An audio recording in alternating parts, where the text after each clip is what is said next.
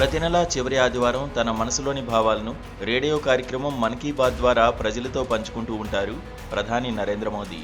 అలాగే ఏప్రిల్ 27న ప్రధానంగా పహల్గాం ఉగ్రదాడి ఘటన గురించే ప్రస్తావించారు.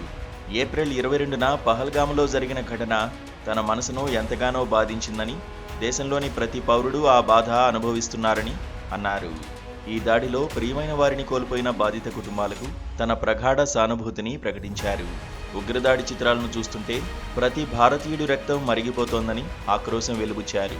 ఈ దాడి పిరిగిపందుల చర్య అని అన్నారు. కశ్మీర్లో గత కొన్నేళ్ల నుంచి పాఠశాలలు, కళాశాలలు విద్యార్థులతో కలకల్లాడుతున్నాయని ప్రధాని మోదీ అన్నారు. కశ్మీర్ ప్రజాస్వామ్యం బలపడుతోందని, పర్యాటకుల సంఖ్య రికార్డు స్థాయిలో పెరుగుతోందని చెప్పారు. ఈ క్రమంలోనే అక్కడి ప్రజల ఆదాయం పెరుగుతోందన్నారు. యువతకు కొత్త అవకాశాలు సృష్టించబడుతున్నాయని చెప్పారు. ఇక కశ్మీర్లో తిరిగి శాంతియుత వాతావరణం కనిపించడం మొదలైందని చెప్పారు. ఇది చూసి దేశ శత్రువులు, జమ్మూ కాశ్మీర్ శత్రువులు ఓర్వలేకపోయారని, మళ్లీ అంతా నాశనం చేయాలని పెద్ద కుట్రను అమలు చేశారన్నారు ప్రధాని నరేంద్ర మోదీ. ఉగ్రవాదంపై జరుగుతున్న ఈ పోరులో దేశ ఐక్యత, 140 కోట్ల మంది భారతీయుల సంఘీభావమే అతిపెద్ద బలమని పేర్కొన్నారు. ఈ ఐక్యతే ఆధారమని, దేశం ఈ సవాల్ను ఎదుర్కోవడానికి సంకల్పాన్ని బలోపేతం చేసుకోవాలని అన్నారు. ఈ దారుణ విషాదం తర్వాత దేశం మొత్తం ఒకే గొంతుకై మాట్లాడుతోందని మోదీ గుర్తు చేశారు. ప్రపంచం మనవైపే చూస్తోందని చెప్పారు.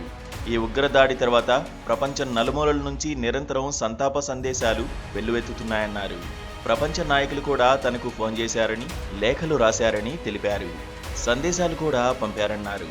ఈ దారుణమైన ఉగ్రదాడిని అందరూ తీవ్రంగా ఖండించారని చెప్పారు.